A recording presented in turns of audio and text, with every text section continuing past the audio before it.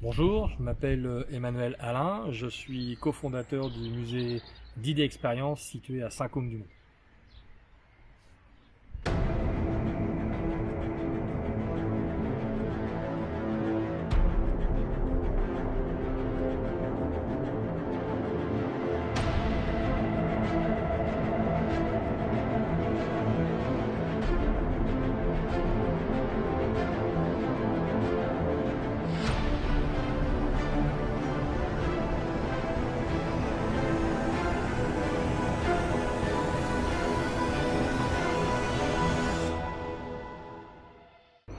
Alors le casque de parachutiste allemand que vous découvrez à l'image, nous l'avons acquis il y a seulement quelques jours, quelques semaines je dirais. C'est un rarissime casque de parachutiste allemand utilisé bien évidemment pendant la bataille de 40 ans ici en Normandie et qui a la particularité c'est d'être recouvert par un morceau de voilure de parachute américain, donc parachute utilisé par les parachutistes américains lors du saut dans la nuit du 5 au 6 juin 1944. Et donc le parachutiste allemand a découpé cette voilure, un morceau de cette voilure, pour utiliser sur son casque en guise de camouflage. Donc ce casque a bien évidemment appartenu au 6e régiment de parachutistes allemands, les fameux Diables Verts ou les Lions de 40 ans, puisqu'ils se battront durement contre les parachutistes américains de la Soviet Airborne pour eux défendre 40 ans et les parachutistes américains eux pour prendre la ville de 40 ans.